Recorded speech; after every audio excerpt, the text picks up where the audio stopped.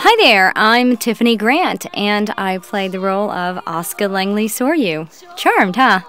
And I am Allison Kieth, and I play the role of Misato Katsuragi. How you doing? Hello, everybody. I'm afraid I always have the temptation to sing along with the opening song, but I will not do that today. It is quite tempting. Gosh, you know, it was back in 97 when we recorded this episode. 97. Yeah, so it's been 7 years. I haven't ever waited this long to do a commentary on anything. Yeah, this is like really having to reach back. Yeah. But it's kind of fun. And this would be your first commentary, Allison? This would be, as Matt put it so eloquently, I'm a commentary virgin. Woohoo! It's very Mystery Science 2000, isn't it? It is. You know, it's funny that there was a period there when there was no Ava. Like, we finished the TV show, and then it was years before we did the movies. So there was this gap of no Ava-ness, and then it just keeps coming back. And I think we're going to be doing Ava for the rest of our lives now. Absolutely. And as I'm very grateful for that, because it's really fun to come back and see some of the old ADV members that, you know, really started when it was much smaller than it is now, you know? Yeah, that's so true. But it's always fun to come back into the booth, but it does seem, I was laughing with Matt earlier, that it seems literally, you know, once every 2 months, oh, we've got this, you know, something for Ava. There's some new Ava thing coming along. And this version is going to be the super spiffy, ultra platinum version, a must-have for all real Ava fans. So there. I'm assuming everyone listening to this will have seen this episode 20, 30, 40 times probably already. This is episode 8, right? Episode 8, Asuka Strikes. And so, Allison, why do you think that when Misato was going on this government mission that she's taking, besides the third child, Shinji, his buddies, Kinsuke and Toji, along with him? Is that like a field trip? I think so. I think that's somewhat the mentor in hers, you know, constantly, you know, being somewhat of a mother figure, I guess. I don't know. I always thought that was really funny. It's funny, yeah. Except I don't see a sack lunch and a canned drink, you know. Yeah, I know. They should have had to bring their little obento, their little box lunches with them. Give me a break. Oh, yeah, and that's Phil Ross, the captain of the ship there. He's complaining about all of the children. Absolutely. There's Asuka! There she is! In her famous yellow sundress. Very Marilyn Monroe. Yeah, you know, I must have seen a gazillion kids cosplaying in that sundress at conventions by now. Oh, I bet you have. Yeah, it's a classic. That would be. Oh, little Kinsuke. That's Kurt Stoll, and he was so awesome in this part. And that's a really good friend of mine, Joe Pisano. I was going to say, and Joe Pisano, the original Toji. The original Toji. Great, great friend of mine. Hysterical guy. And, the initial confrontation. Well, hello, Misato. How? Just fine. Goodness, you've grown so much. Yes, and her figure's filled out as well. That it has. I love this scene, actually. And I remember saying that name like that when that read. Oh my gosh, that was what, 7 years ago you said? I for some reason remember going, Asuka Langley Soryu. Like it was a very interesting name. I remember just having a good time reading it.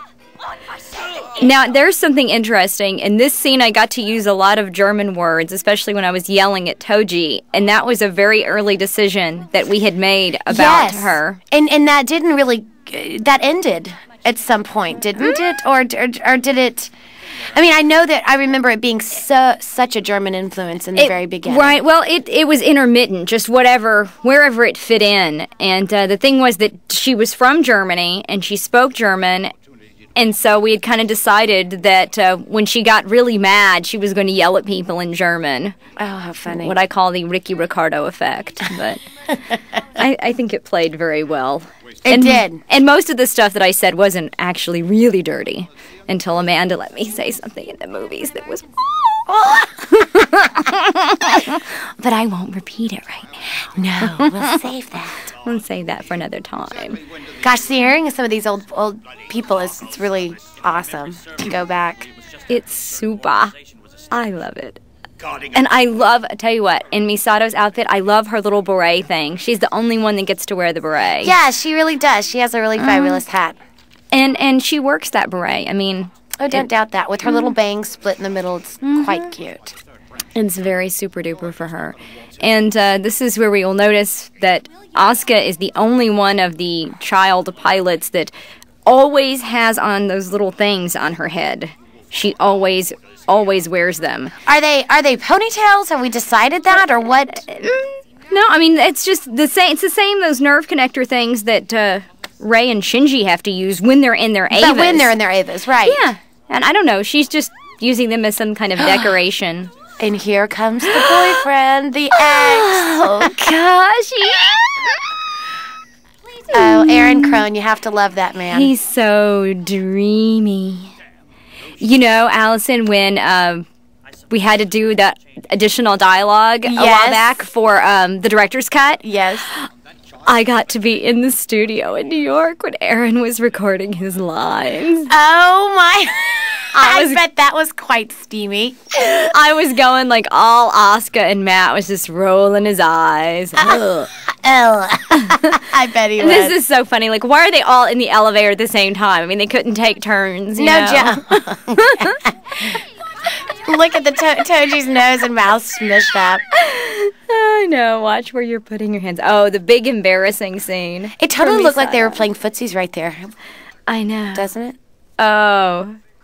Aaron so shines in this part. That he does. Yeah. I love this.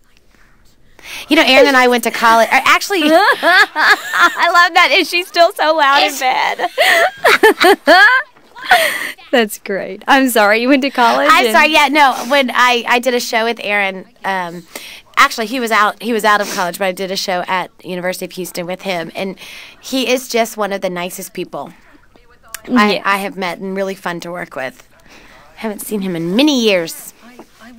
He's still fabulous. Good. He probably thought I was completely deranged. Like, that girl doesn't realize she isn't Asuka in real life. But you own it, sister, and that's all that matters. I know.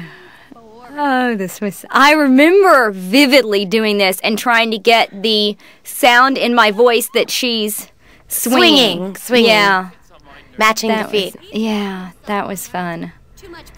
That's really fun. I think a lot of people maybe watching this, you know, I'm sure that you kind of hear all the crazy voices, you know, and of course how we came up with Pin's voice and that kind of thing. But those are really some of the most enjoyable parts of being a voice actor is, you know, there's great dialogue, especially when there's great writing. But, you know, making those voices on the sides, like truly swinging your feet and that's really, really a fun part of doing this. It really is, and trying to figure out how you do it. I mean, absolutely. There's not really a bar that you can swing on in the recording studio. But if there were a camera, isn't it true, Tiff, that people would just crack up at some of what we have to do, like I'm facially. so glad that there isn't a camera, because it would be very embarrassing. Yes. And here's her little attitude. I love her. She's so fun. Did you enjoy playing her? Oh, gosh. It was really the best.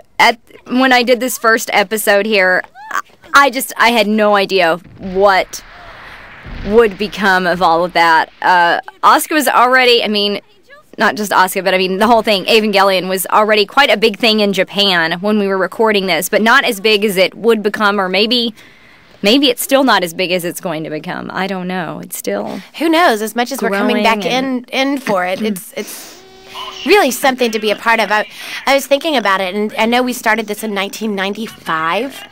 So it's been 9 years, I believe. Am I wrong? Well, when we started doing this show, it was in 96. This show, it was 96. Yeah.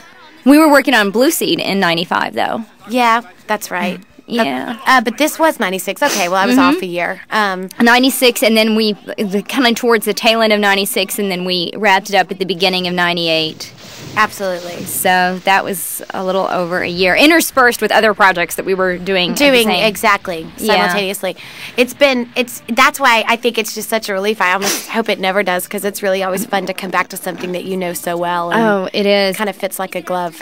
And I should tell you that I love Misato. I mean, apart from obviously my own character, Misato is far and away my favorite character in the show. Is it really? Even, dare I say, even more than Kashi. Oh! How dare you? Really? That's the great. secret is out. It's terrible. I now can't believe I they just said know. that. I know. Oh, that'll be everywhere, Tiff. I know. But I do love Misato. She's fabulous. She's really, I think she's a good role model for Asuka, and I think it was a good influence for I think they have a really nice balance between each other. Mm-hmm. You know? I can see, in a way, kind of Asuka being a younger version of Misato. Right. Misato has also got that kind of fiery, very independent attitude. She does. I think she just has a little more responsibility at this time in her life. Yeah. You know what I'm saying? Where she has to kind of buck up and take care of what's what. Absolutely. And so I hope that for Asuka's future, that, you know, when she grows... I love that. That was a great scene. I know. He's in a girl's plug suit. Shinji. Very nice. Oh, can we talk about Spike? Can we just talk about it? Can we? Do you love, I mean, how long and have I known and much just want to sop him up with a biscuit? Oh, Spike-a-roo. You know what's funny is I didn't even know Spike very much when we were doing Ava. I didn't really get to know him very much at all until after we did Ava. I would just, like, pass him, like, coming in and out of the studio. Right. Like, hi, Spike, how are you doing? I didn't really even know him at all, which is amazing when I watch this show and see the relationship between Asuka. Between yourself and Spike's and Shinji. Yeah. The Asuka and Shinji had this relationship. Now, see, all of that stuff that's in German, it was in German in the Japanese version. It was just more difficult to understand. Right. Interesting.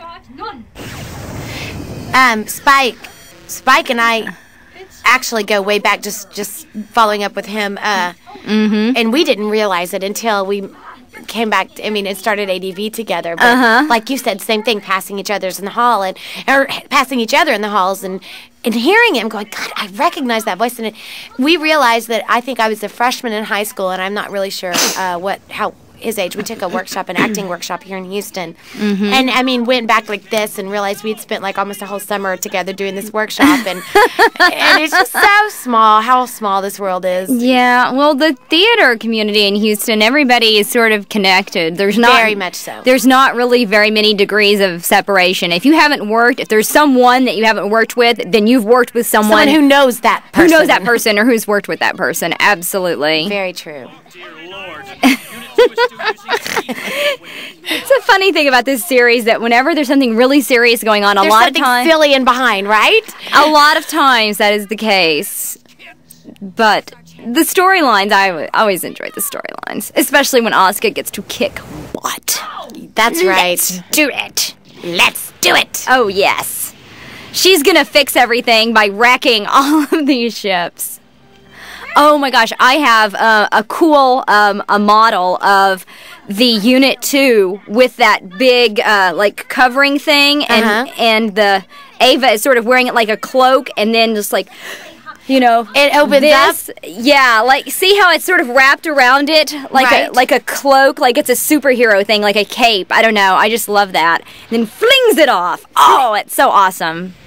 Ah, wow. I love the music. Doesn't that always make you happy? The music in this show is so awesome. I know. It's very stirring. You know, there was one time a few years ago that there was some, like, advertisement, just like a general anime thing on the Sci-Fi Channel, and they had this shot of the Unit 2, like, running, or just some, like, really super action thing, running and fighting and whatever, and I started jumping up and down in my living room going, there's my Unit 2! My Unit 2! You're such a proud mama. I know. Like, it's really me inside of the thing. That's stupid, but I'm very attached to it. Well, I think it's great that you're attached, and I feel the same way about this series and quite a few series. I actually just did a series that I enjoyed so much. I haven't heard much about the Rune Soldier. Just some of the characters, there's some that you just relate with that you absolutely can become completely connected to.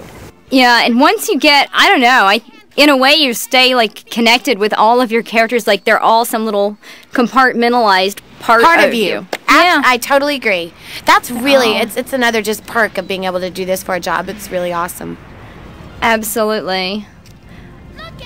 Oh man, we're kicking some angel butt. I just remember when we recorded early on in all of these scenes, I mean, just screaming for hours at a time, There was a lot of screaming. Lots for of screaming. Sure. For sure, there was a lot of screaming. Oh, yeah. I love that's kind of a role reversal where you're telling me, Misato, what's what at the time. I know. Making your entrance and making it proud. Yeah, I think a lot. Well, I mean, Asuka goes off like this a bunch of times in the series where she just thinks, well, this needs to be done, and she just goes off and does it. Sometimes it works out okay, sometimes not so much, but the thing is that in the end, the children are the only ones that can pilot these things, so they do have a little bit of an advantage there. Because they're needed. Right, and going back to when you said, that Asuka, about our characters and how they relate, I always did feel that Misato related well with the younger characters because I think that she still kind of lived vicariously through them, age-wise, and kind of their experiences, and didn't want to let go of that. Right, and when you look at what happened to her when she was their age, the horrible thing of going through the second impact and losing her father and everyone she knew and all of that. I think she kind of was trying to grasp onto her youth. I think that added a really neat element to her. Yeah, so, I mean, she's supposed to be their guardian and their supervisor, but sometimes she may not be their best role model, but she's kind of like their partying big sister. Exactly, it's more of a big sister feel. Yeah. And that's probably more of what they need than a replacement parent at this point, since they're 14. Very good point. I think you're right. Does that mean that Ava's been eaten? Do you find yourself enjoying doing voiceovers as much as in the beginning, or more, or with all of your experience? I don't know. I think it's always great, honestly. I mean, I don't think I could ever get tired of this, and I'll certainly never stop loving Asuka. I mean, I just think she's the best. She's great, and it was a thrill to get to play a really complex character, which I think is a great thing about this show, that we all had really interesting, complex characters. Absolutely. They were very three-dimensional. I mean, there were times, and I think that's what I loved most about this series, is giving them real-life qualities, and I think that's why the fans relate so well, because there's a little bit of everybody in each one of these characters. There's the way they deal with turmoil and jubilation and all of the, Absolutely. I mean, it's a very primal thing, like, what is my purpose? What am I here for? How do I relate to other human beings? It's all of that stuff, so you can't get much more basic than that. Isn't it funny? We all think that we want to go so much, off the beaten path, but when it comes down to it, the message is always kind of the same, that we all just kind of want to be accepted, as cheesy as that is right now. Do I have a little background music with that comment? I think so. But I they're looking for acceptance. I mean, even Asuka, who seems to, push everybody away, and Shinji won't let anyone in the first place, and right. They still want to be a part, and they want to belong and find where they fit in. You see, their relationship has gotten off to a really whiz-bang start there. I like that whiz-bang. Well, it kind of fits. I mean, not a dull moment to be had here. And, of course, they're counting down to the final seconds when we will find out, will they defeat the angel or won't they? We wait in the rafters. That's right, and Misato is in command. Giving commands, firm right. commands. That's right. She's always in control, even though they may not have a very good chance. She's always in charge. It's kind of funny that this is how they meet, but I think it's a really good way to introduce her into the series, and I love the fact that the episode is called Asuka Strikes, because as soon as she gets into the show, it's just it's really escalate. And she really brings that element of like balls to the walls, you know what I mean, from the get-go. Absolutely. And it needed that, you know. Yeah, everything was just sort of building to something for the first 7 episodes, and it was building to this. Aww. Now it's calm and peaceful. My. And there's Ritsuko, Su'ulu. Mm-hmm. You're apologizing? Are you okay? Not always what she seems, this Dr. Akagi. Isn't that true? Don't want to give away any spoilers, though. Some people watching this may not have seen the whole series yet. Absolutely. As crazy as that is to think, but actually, I get letters and meet people all the time that tell me they've just seen Ava, which isn't that weird? Because I mean, we did it like so many years ago, right? And I've just seen it for the first time. But that's the magic of film or DVD or things that can be replayed and played for the first time. Yeah, we'll be 70 years old and meeting people, and they'll be going, I just saw Ava for the first time. That's going to be great. It will be something that will endure, I definitely think. Really enjoy meeting people that have seen it and know, you know, so much about it, because they always even, you know, bring such a great new perspective, you know, and take on it than the one I've heard before. It's really interesting. Well, yeah, that's the great thing about Ava. Everybody has their own interpretation and their own take, and it means something to them. Won't have to see her again. And kind of a neat common ground when you can have something that, you know, can have so many meanings, and quite frankly, most of them make sense. You know? Right, yeah. There's a lot of different interpretations, and they're all true. Oh, there she is. Charmed, huh? Charmed, huh? So are you. Lengthy, so are you. I love that line. That is a great line. It's a good tag. And then it's the naked floating Ray. Yes, naked floating upside down Ray. With the fry me to the moon. Well, that was super fun. I had a great time. It was fun going back with you, girl. It was fun. Yeah, I enjoyed it. And I always enjoy watching this episode. It's got a lot of energy. Absolutely. And I hope they enjoy it as well. I hope so. And thanks for watching. And oh gosh, that was my water bottle falling down. See, real life does happen in the booth. What are we going to say? It does. It absolutely does. Yeah, I want to thank everybody for watching, really, and your support. And oh, yeah. keep all your the support comments over coming the years. and your interpretations, because they're really, really exciting. And please keep watching, because who knows? We'll probably, like you said, be doing this for the rest of our lives, and we hope so. Who knows? Who knows?